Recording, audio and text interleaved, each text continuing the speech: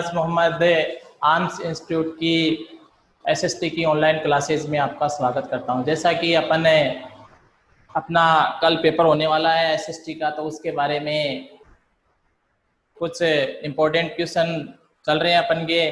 तो अपन देखते हैं अभी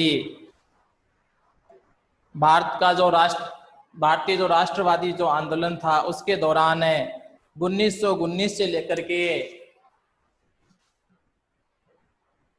भारत का राष्ट्रवादी आंदोलन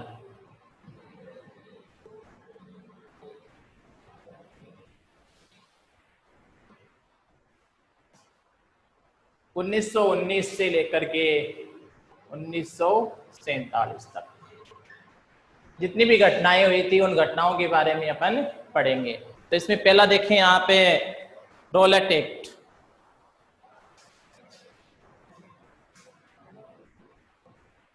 रॉलेट एक्ट ये कब आया था? 1919 में। क्या विशेषता थी इसमें? किसी भी जो भारतीय था उसे संदेह के आधार पर क्या किया जा सकता था? उसे गिरफ्तार किया जा सकता था। संदेह के आधार पर, संदेह के आधार पर गिरफ्तार किया जा सकता था। किसके अंतर्गत? रॉलेट एक्ट के अंतर्गत। और इसके लिए उसे अपनी दलील के लिए वकील का अधिकार नहीं था कि वह वकील नहीं कर सकता था। दलील के लिए वकील नहीं कर सकता था कि कोई भी मुकदमा होता है उसकी पैरवी के लिए क्या होता है? कोई ना कोई वकील करना पड़ता है। लेकिन इस रॉलेट एक्ट के अंतर्गत दलील के लिए कोई भी वकील नहीं किया जा सकता था। ठीक है, यह है आपका, इसलिए इसे काला कानून कहा गया। क्या कहा गया?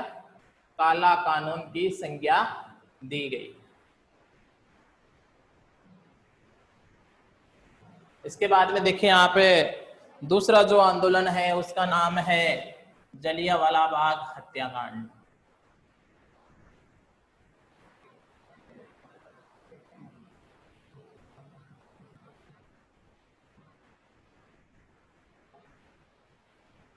ये कब हुआ था? 13 अप्रैल 1919 को।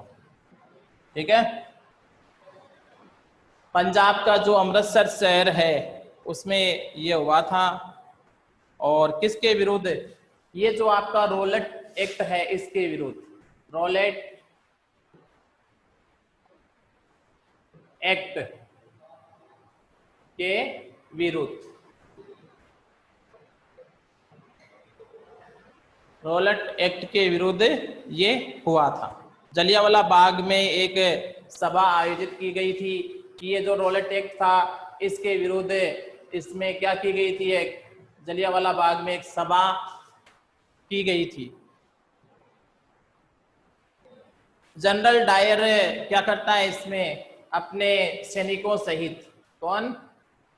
जनरल डायर सैनिकों सहित क्या कर देता है? इसके ऊपर, इस सभा के ऊपर गोलीबारी शुरू कर देता है। ठीक है, लगभग 1000 सैनिक क्या हो गए? 1000 लोग क्या हो गए? इसमें मारे गए।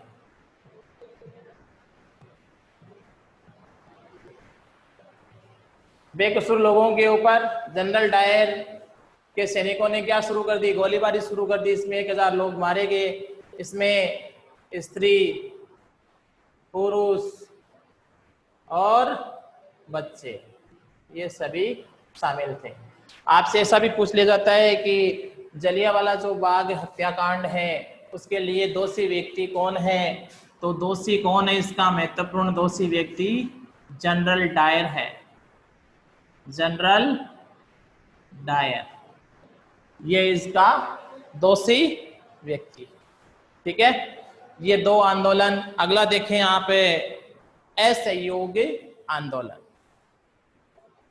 तीसरा इसमें असहयोग आंदोलन। ये कब हुआ था?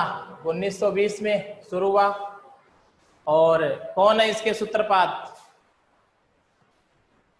गांधी जी के नेतृत्व में 1920 में ये शुरू हुआ था।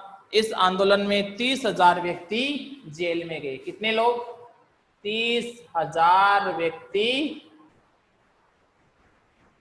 जेल में गए। कार्यकर्ता कौन है इसका? आंदोलन का मुख्य कार्यकर्ता गांधी जी। किसके? असहयोग आंदोलन। परंतु फरवरी 1922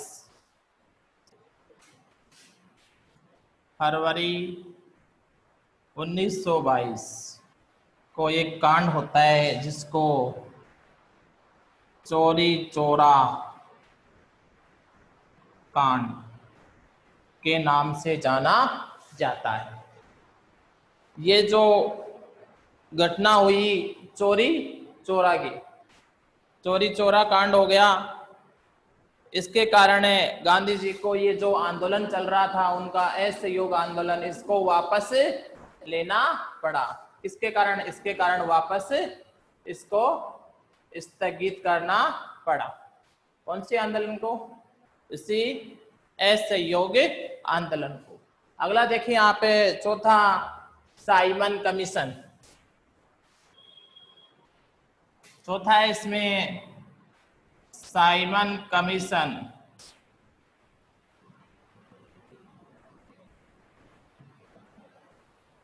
अब साइमन कमीशन है वो 3 फरवरी 1928 3 फरवरी 1928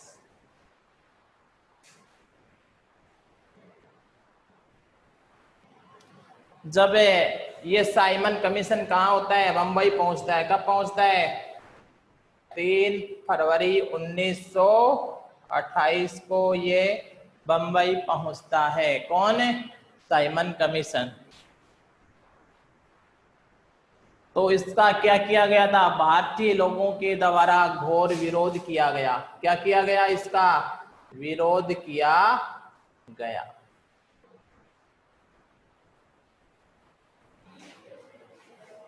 अब विरोध के अंतर्गत लाहौर में जो लाला लाजपत राय है, कहाँ पे? लाहौर में लाला लाजपत राय, इसके ऊपर क्या चलाई गई थी? अंग्रेजों ने लाठियों की बरसात कर दी थी। किसके ऊपर? लाला लाजपत राय पर लाठियों की बौछार क्यों कर दी भाई? क्योंकि इन्होंने इसका क्या किया था? विरोध किया था। किसका? साइमन कमीशन का। जिसके कारण लाला लाजपत राय पर अंग्रेजों के द्वारा क्या कर दिया गया? लाठियों की वर्षा कर दी गई, जिसमें लाला लाजपत राय क्या हो जाते हैं? घायल हो जाते हैं। जाहिर सी बात है, किसी इंसान को लाठियों से पीटा जाता है तो वो क्या हो जाता है? घायल हो जाता है। और 1 महीने के बाद इनकी क्या हो जाती है? 1 माह बाद। कितने समय बाद? 1 माह बाद इनकी क्या हो जाती है? मृत्यु हो जाती है। किस कारण से? अंग्रेजों के द्वारा लाठियों से पीटे जाने के कारण। अगला जो अपन देखेंगे वो है आपका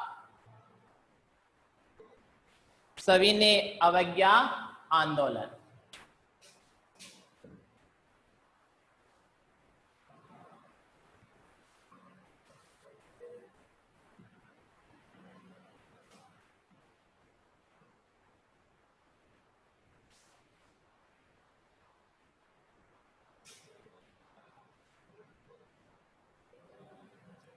सविनय अवज्ञा आंदोलन। देखो इसका मतलब ही क्या है कि आपको क्या करना है, विनय पूर्वक आज्ञा का उल्लंघन करना है। 12 मार्च 1930, 12 मार्च 1930 गांधी जी कितने,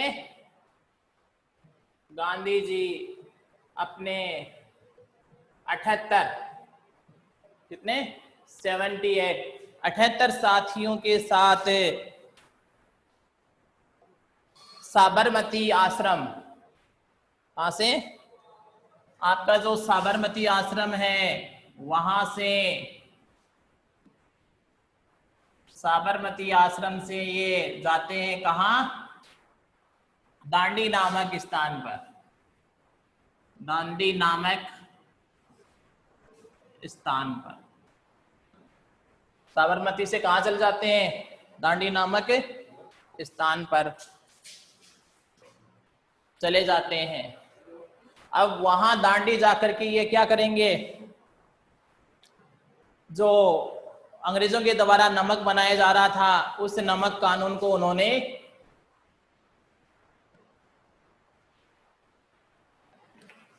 तोड़ दिया। नमक कानून को इन्होंने तोड़ दिया, नमक कानून को तोड़ दिया। क्या करके भाई, स्वयं नमक बना करके।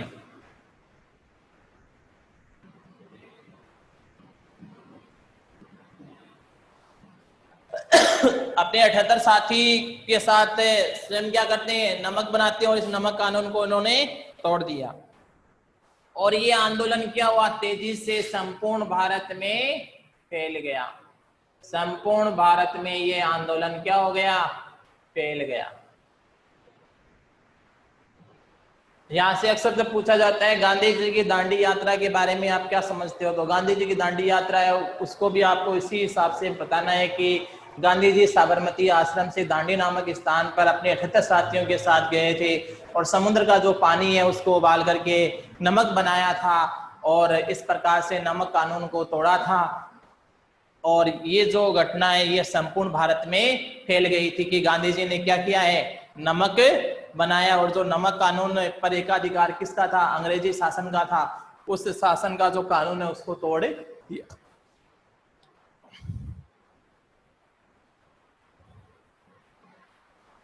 अब इस आंदोलन में 60,000 लोगों को जेल में डाल दिया गया। कितने लोगों को, 60,000 लोगों को जेल में डाल दिया गया। ठीक है, ये आपका सविनय अवज्ञा। इसके बाद में देखिए छठा आंदोलन आपका इसी सविनय अवज्ञा के अंतर्गत है आपका व्यक्तिगत सत्याग्रह। इसी का पहला पॉइंट है व्यक्तिगत सत्याग्रह। व्यक्तिगत सत्याग्रह उसमें क्या बताया गया है कि 17 अक्टूबर 1940 को, 17 अक्टूबर 1940 को क्या हुआ था, कांग्रेस ने व्यक्तिगत सत्याग्रह आंदोलन शुरू कर दिया। क्या कर दिया, व्यक्तिगत सत्याग्रह, व्यक्तिगत सत्याग्रह। किसने, कांग्रेस ने, कांग्रेस ने व्यक्तिगत सत्याग्रह शुरू कर दिया। अब इसके परिणाम स्वरूप आंदोलन शुरू हो गए। इसमें भी 30,000 लोग क्या हो गए, जेल में गए। कितने लोग, 30,000 लोग जेल में गए।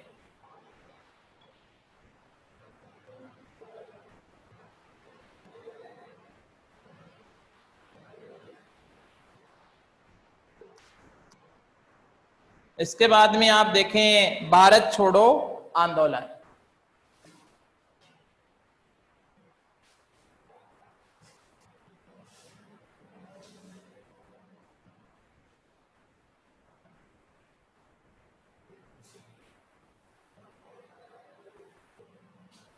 दूसरा इसका भारत छोड़ो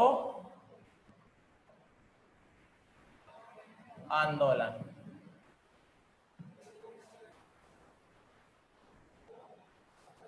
कौन सा हो गया ये छठा है और ये सातवां आंदोलन, भारत छोड़ो आंदोलन। ये भी किसने चलाया था? 8 अगस्त 1942। 8 अगस्त 1942 को कौन चलाती है? ये कांग्रेस है। अखिल भारतीय कांग्रेस की जो बैठक हुई, उस बैठक में गांधी जी ने भारत छोड़ो प्रस्ताव को स्वीकार कर लिया। भारतीय कांग्रेस समिति की बैठक में गांधी जी ने भारत छोड़ो प्रस्ताव को स्वीकार कर लिया गया। भारत छोड़ो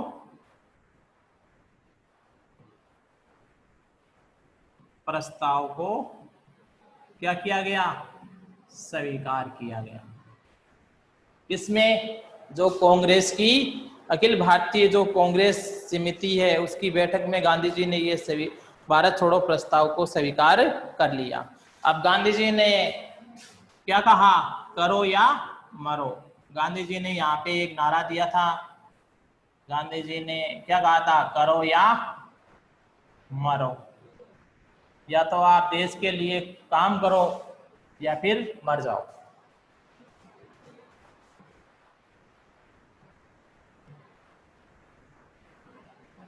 अब इस आंदोलन में भी 10,000 से अधिक लोग क्या हो गए? 10,000 लोग गोलीबारी में मारे गए।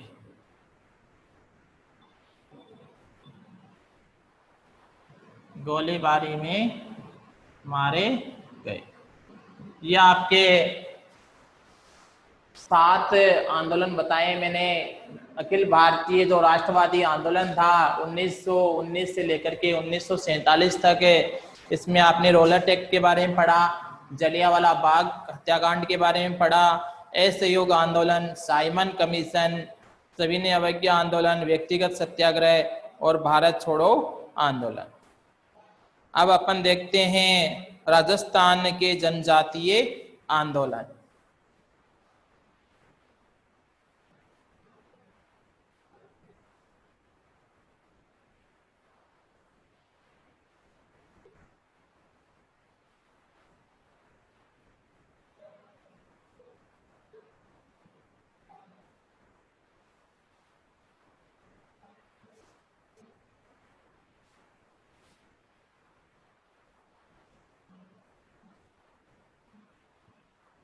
राजस्थान के जनजातीय आंदोलन।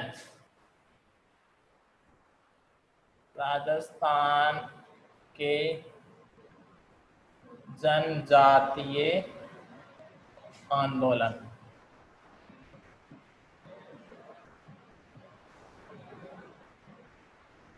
इसमें देखें आप, पहला है आपका भगत आंदोलन।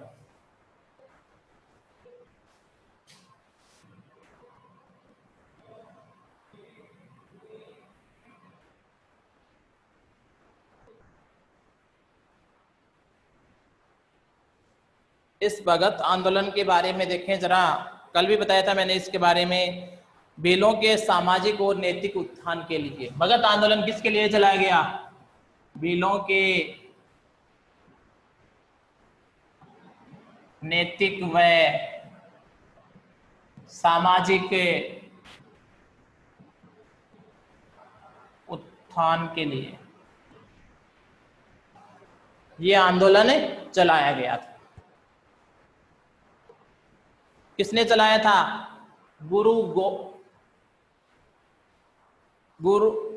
गोविंद गुरु ने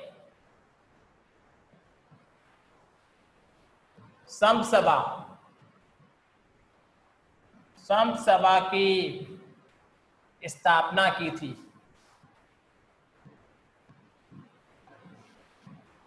कई बार ऐसे भी पूछ लिया जाता है कि समसभा की स्थापना किसने की थी, तो समसभा की स्थापना है वो गोविंद गुरु ने की थी।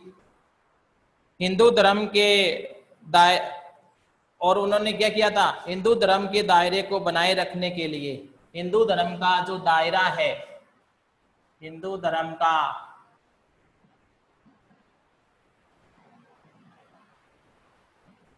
हिंदू धर्म का दायरा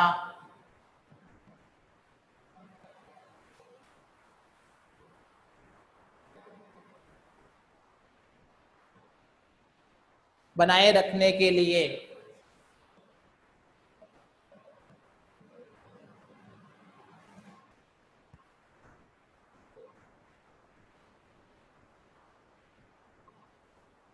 किसकी स्थापना की, भगत पंथ की, भगत पंथ की इसने स्थापना की।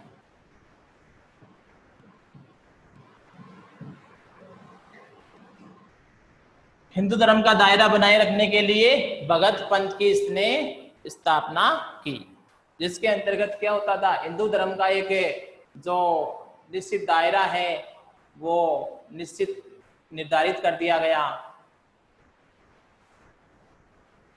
इस प्रकार से ये आपका भगत आंदोलन है वो किसके लिए शुरू हुआ था, बेलों के जो नैतिक व सामाजिक उत्थान है उसके लिए इसे शुरू किया गया। गोविंद गुरु ने समसभा की स्थापना की, हिंदू धर्म का दायरा बनाए रखने के लिए भगत पंथ की स्थापना की। आगे देखें यहाँ पे एकी आंदोलन, इसी का दूसरा आता है आपका एकी आंदोलन। एकी आंदोलन है मोतीलाल तेजावत, मोतीलाल तेजावत।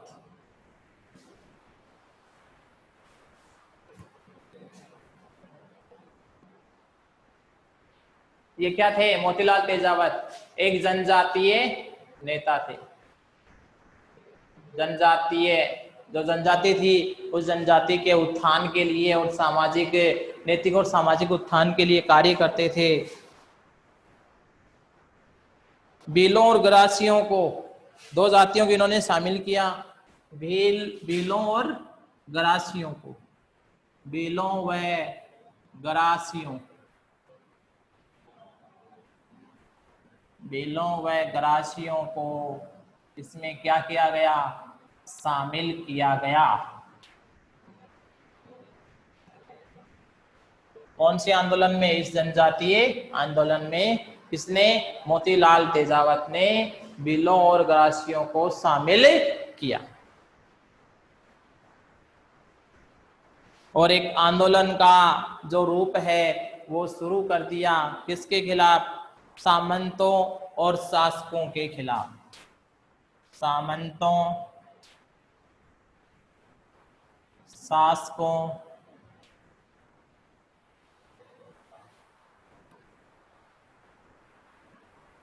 दमनकारी नीति, शासकों की दमनकारी नीति व बेगार प्रथा, बेगार प्रथा के खिलाफ ये इन्होंने आंदोलन को शुरू कर दिया। ये आपके दो जनजातीय आंदोलन है राजस्थान के, भगत आंदोलन है और एकी आंदोलन। एक बार फिर से देखें जरा, भगत आंदोलन है वो भीलों के नैतिक और सामाजिक उत्थान के लिए चलाया गया था। गोविंद गुरु ने समसभा की स्थापना की थी और हिंदू धर्म का जो दायरा है उसको बनाए रखने के लिए भगत पंथ की स्थापना की।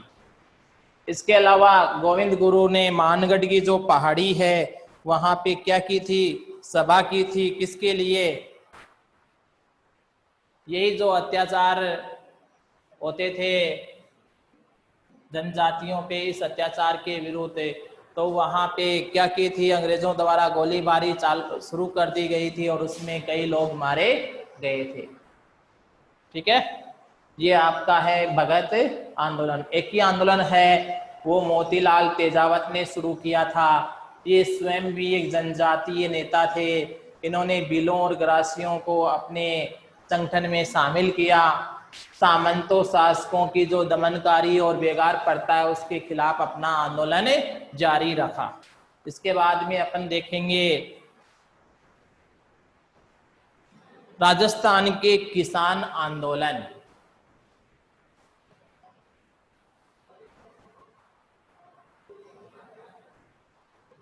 राजस्थान के किसान आंदोलन।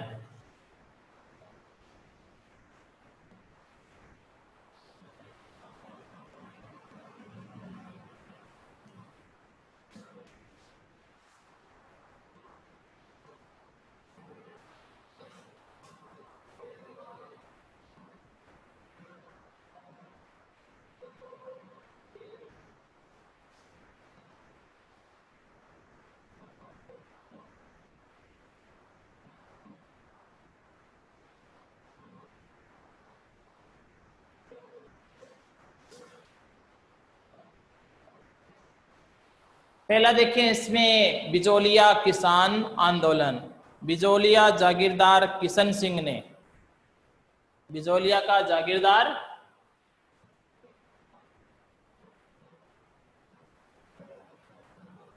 कौन था? किशन सिंह।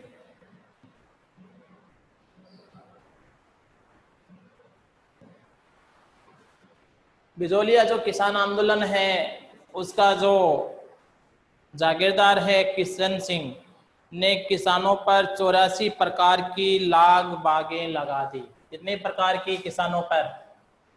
किसानों पर 84 प्रकार का कर। कितने प्रकार का? 84, 84, 84 प्रकार का कर लगा दिया। 1903 में किसानों पर चौरी कर। 1903 में किसानों पर चौरी कर। ये क्या होता है भाई चौरी कर? इस चौरी कर के अंतर्गत, अच्छा ये लगा दिया 1903 में तो किसानों पर चौरी कर। आगे देखें यहाँ पे 1906 में, 1906 में पृथ्वी सिंह,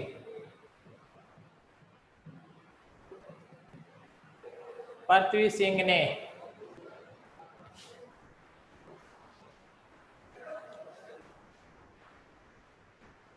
लोगों पर तलवार बंधाई।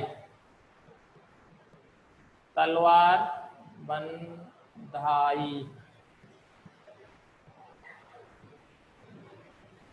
तलवार बंधाई नामक कर लगा दिया। कर का मतलब क्या होता है? टैक्स या लगान।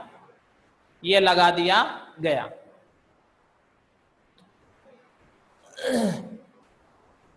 अब ये इतने सारे कर लगा दिए 84 प्रकार के, उसके बाद में चौरी कर लगा दिया, पृथ्वी सिंह ने तलवार बंधाई का कर लगा दिया। इन सब से किसान क्या हो गए थे? परेशान हो गए थे। किसान क्या हो गए? बिजोलिया के किसानों ने आंदोलन शुरू कर दिया। जाहिर सी बात है बिजोलिया के जो किसान हैं, बिजोलिया के किसानों ने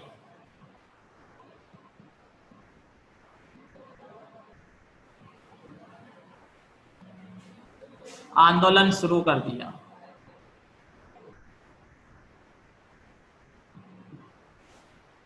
अब इस आंदोलन का जो सर्वेसर्वा है विजय सिंह पथिक। कौन है? विजय सिंह पथिक। विजय सिंह पथिक। इस विजय सिंह पथिक के नेतृत्व में किसानों के आंदोलन है वो तेजी से बढ़ा। इनके नेतृत्व में आंदोलन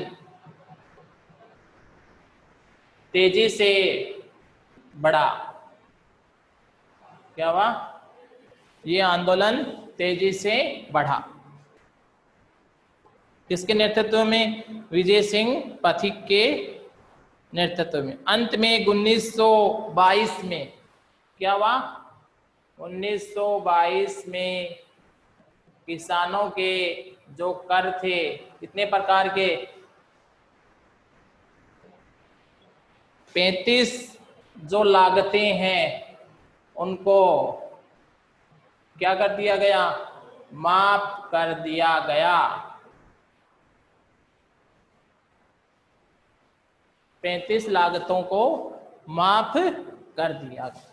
इस प्रकार से क्या होता है? ये आपका बिजोलिया किसान आंदोलन है। इसका जो जागीरदार था किशन सिंह ने किसानों पर 84 प्रकार के कर लगा दिए थे। 1903 में किसानों पर चौहरी कर लगा दिया गया। 1906 में पृथ्वी सिंह ने लोगों पर तलवार बंदाई नामक कर लगा दिया। इन सब से किसान क्या हो गए? दुखी हो गए और उन्होंने आंदोलन शुरू कर दिया। विजय सिंह पथिक के नेतृत्व में आंदोलन तेजी से बढ़ा और 1922 में किसानों के जो 35 प्रकार की जो लागतें थी, जो टैक्स था, वो माफ कर दिया गया। ये आपका है बिजोलिया किसान आंदोलन। अब देखें आप बेगू किसान आंदोलन।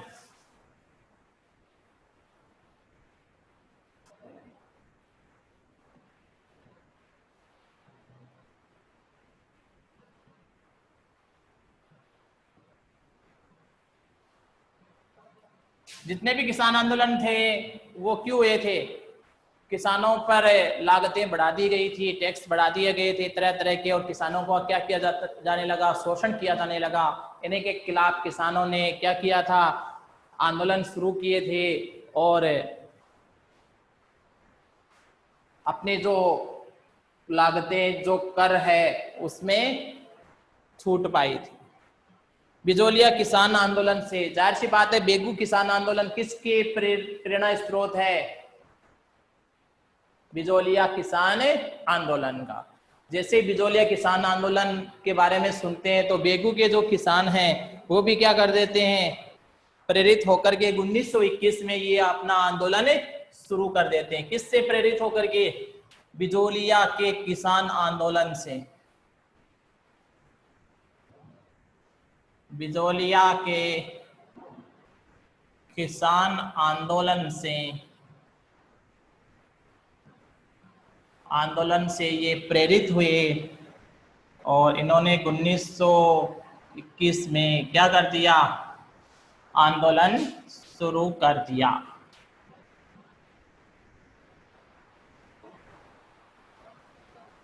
बिजोलिया किसान आंदोलन से प्रेरित हुए कौन? बिजोलिया के लोग। बिजोलिया किसान आंदोलन से प्रेरित हुए बेगू के किसान लोग, और उन्होंने 1921 में बेगू के किसानों ने भी आंदोलन शुरू कर दिया, क्योंकि विभिन्न लागतें और लगान की ऊंची दर, विभिन्न लागतें,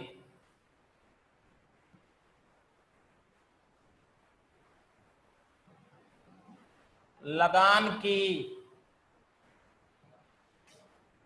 ऊंची दर।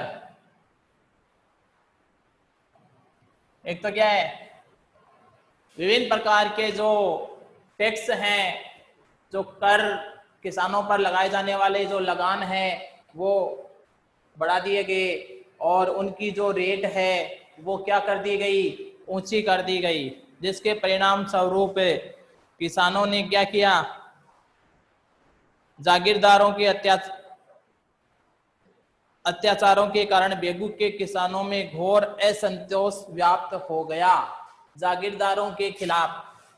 किसके खिलाफ? जागीरदारों के खिलाफ असंतोष व्याप्त हो गया। असंतोष, लोग क्या हो गए? असंतुष्ट हो गए इन लोगों से, और उन्होंने क्या कर दिया? आंदोलन शुरू कर दिया। 2 वर्षों के संघर्ष के बाद, ये जो संघर्ष है वो कितने समय तक चलता है? 2 वर्ष तक संघर्ष चलता है। और उस संघर्ष में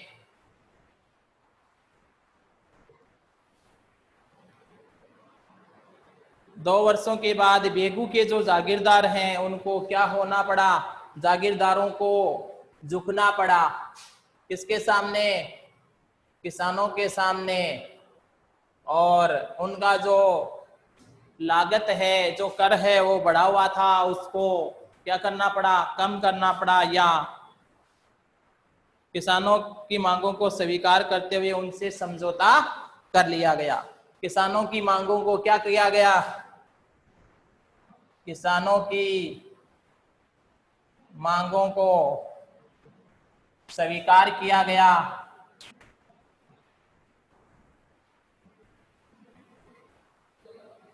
ठीक है, देखें यहाँ पे बिजोलिया किसान आंदोलन हो गया आपका, बेगू का किसान आंदोलन। फिर से देखें, बेगू का जो किसान आंदोलन है,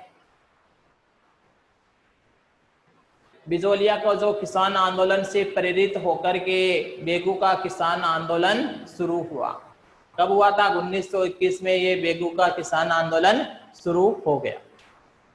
इसमें विभिन्न प्रकार की जो लागतें हैं, लगान की ऊंची दर है, उसके खिलाफ किसानों ने, जागीरदारों के खिलाफ असंतोष व्याप्त हो गया।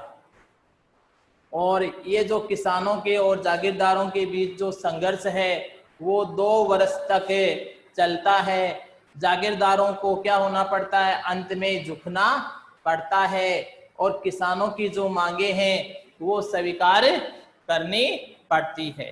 ये आपके 2 आंदोलन, बिजोलिया किसान आंदोलन और बेगू का किसान आंदोलन।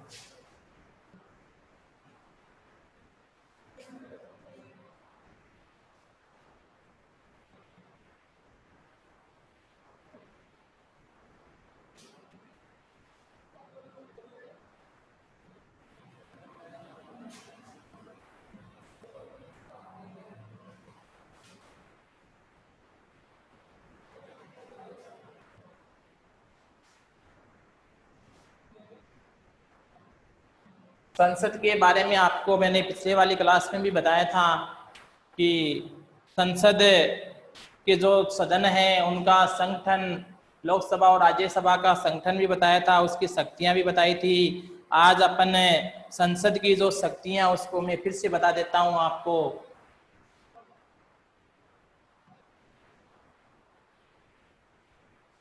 संसद की शक्तियां,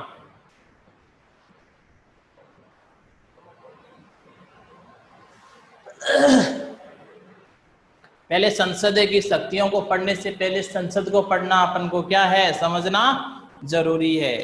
तो इसके लिए देखें आप कि जो संसद है उसमें कितने सदन होते हैं?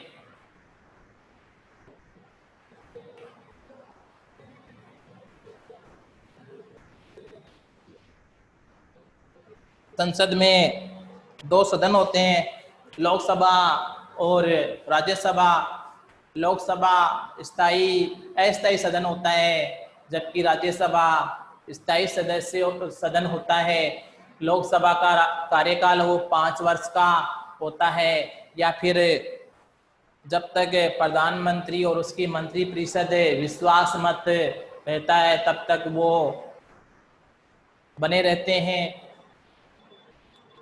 ये अस्थायी सदन है, मतलब लोकसभा को भंग किया जा सकता है जब विश्वास मत हासिल ना हो। लोकसभा का कार्यकाल 5 वर्ष का होता है, जबकि राज्यसभा का कार्यकाल 6 वर्ष का होता है।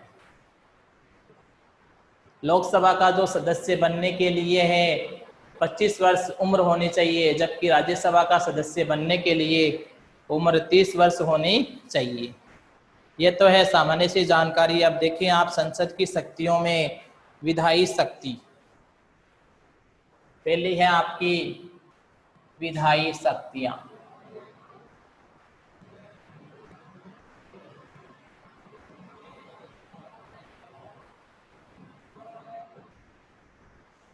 विधायी शक्तियां, तो विधायी शक्तियों में देखें आप संसद की जो संघीय सूची और समवर्ती सूची। कौन सी सूची? संघीय सूची।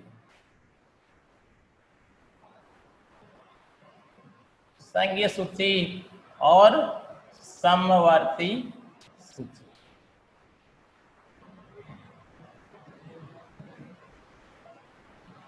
संघीय सूची के जो विषय हैं उसको ऊपर कानून है, कानून का निर्माण है। अच्छा, दोनों कौन सी? संघीय सूची और समवर्ती सूची, दोनों सूचियों पर, दोनों विषयों पर कानून का निर्माण का अधिकार किसको प्राप्त है? संसद को प्राप्त है। आवेश,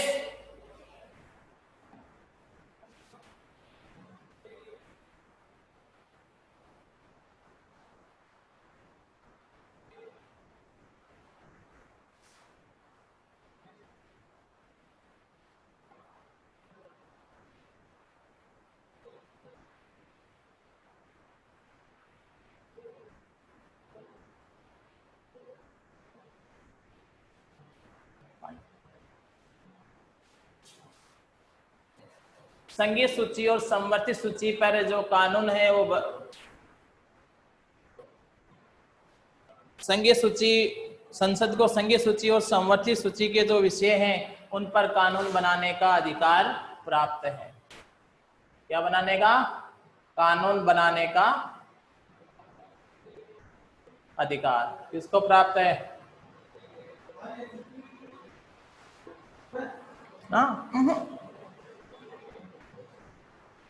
संसद को। संसद की जो शक्तियां हैं उन शक्तियों में अपन देखते हैं, पहली आपकी विधायी शक्तियां। विधायी शक्तियों में अपन संघीय सूची और समवर्ती जो सूची है, दोनों सूचियों पर जो कानून बनाने का अधिकार है वो संसद को प्राप्त है। राष्ट्रीय स्तर के जो विषय हैं उनके ऊपर उसे क्या कहा जाता है? संघ सूची कहा जाता है, और उसके ऊपर कानून संसद के द्वारा बनाया जाता है। समवर्ती सूची में क्या होता है? कानून दोनों ही सरकार बना सकती है, राज्य सरकार भी बना सकती है। कुछ विषय ऐसे होते हैं जिनके ऊपर राज्य सरकार भी कानून बना सकती है और केंद्र सरकार भी बना सकती है, उसे हम समवर्ती सूची कहते हैं। समवर्ती सूची में शिक्षा है आपका सबसे अहम उदाहरण है कि शिक्षा राज्य स्तर की भी होती है और केंद्र स्तर की भी होती है। संकट काल की घोषणा के समय संसद राज्यों के लिए भी राज्य सूची के विषयों पर कानून बना सकता है। ऐसी कोई स्थिति आ जाए, कौन सी आ जाए? राज्यों में संकट आ जाए, राज्यों में संकट, तो उस समय कानून है वो आपकी संसद बना सकती है। कानून कौन बनाएगी? संसद बनाएगी। अगर ऐसी स्थिति आ जाए, कौन सी स्थिति? कि राज्यों का जो संवैधानिक जो तंत्र है वो असफल हो जाता है, तो ऐसा कोई संकट आ जाए तो उस संकट पर कानून संसद बना सकती है।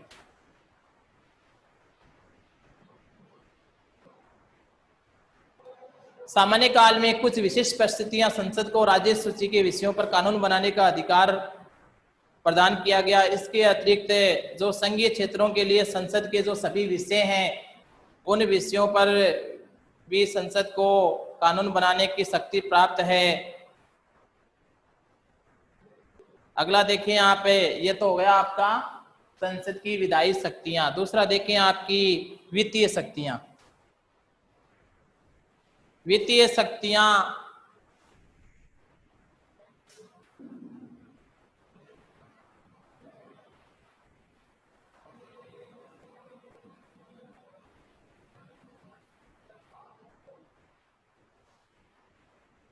रुपए पैसे लेन देन के जो कार्य होते हैं वो वित्तीय विभाग के अंतर्गत आते हैं। भारतीय संसद को राष्ट्रीय वित्त पर पूर्ण अधिकार है। राष्ट्रीय वित्त पर, राष्ट्रीय वित्त पर पूर्ण अधिकार किसको है? भारतीय संसद को।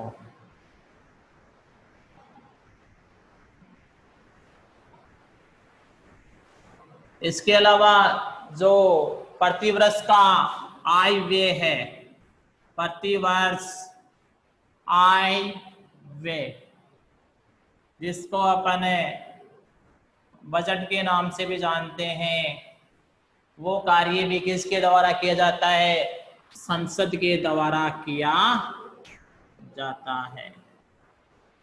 ठीक है, ये आपकी संसद की दूसरी शक्ति वित्तीय शक्ति की, राष्ट्रीय जो वित्त है उसके ऊपर पूर्ण अधिकार है वो संसद को है। प्रतिवर्ष जो आय व्यय है या बजट का जो अधिकार है वो संसद को ही प्राप्त है।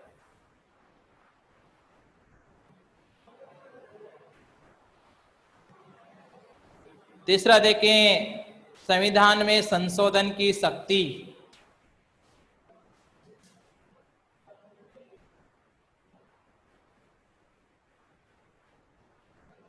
संविधान में संशोधन,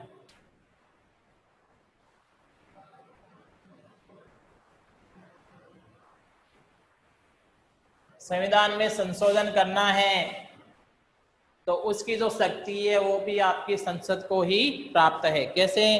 संविधान के अनुसार संविधान में संशोधन का प्रस्ताव संसद में ही प्रस्तावित किया जाता है। संविधान संशोधन का प्रस्ताव किसमें प्रस्तुत किया जाता है? संसद में ही प्रस्ताव प्रस्तुत किया जाता है। संसद संविधान के कुछ अनुच्छेदों में सामान्य बहुमत के द्वारा, जबकि कुछ अनुच्छेदों में पृथक दोनों सदनों के 2/3 बहुमत से संशोधन पारित करता है। यानी संसद क्या करता है? कुछ अनुच्छेद, कुछ में तो क्या है? सामान्य बहुमत, और कुछ में क्या है? 2/3 बहुमत। वो भी क्या होना चाहिए? अलग अलग। 2/3 अनुच्छेदों में पृथक दोनों सदनों के 2/3 बहुमत से, ये किससे होगा? लोकसभा और राज्यसभा में अलग अलग 2/3 बहुमत के द्वारा इसको क्या कर लिया जाएगा? पारित कर लिया जाएगा। अगला है, इसमें चौथा कार्य प्रशासनिक शक्तियां। चौथी शक्ति आती है आपकी प्रशासनिक।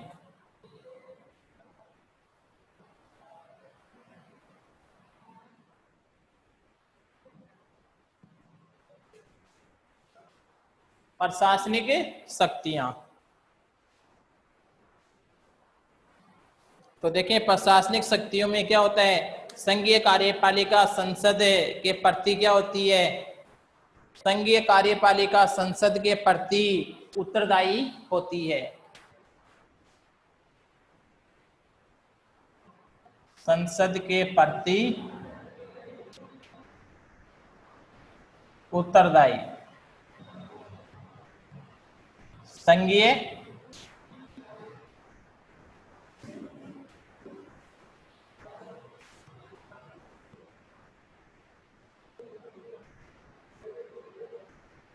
प्रशासनिक शक्तियों में आप देखें कि संघीय जो कार्यपालिका होती है वो संघीय कार्यपालिका क्या होती है? संसद के प्रति क्या होती है? उत्तरदायी होती है। संघीय कार्यपालिका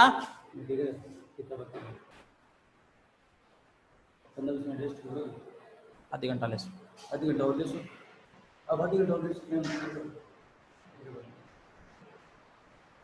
संघीय कार्यपालिका है वो क्या होती है? संसद के प्रति उत्तरदायी होती है।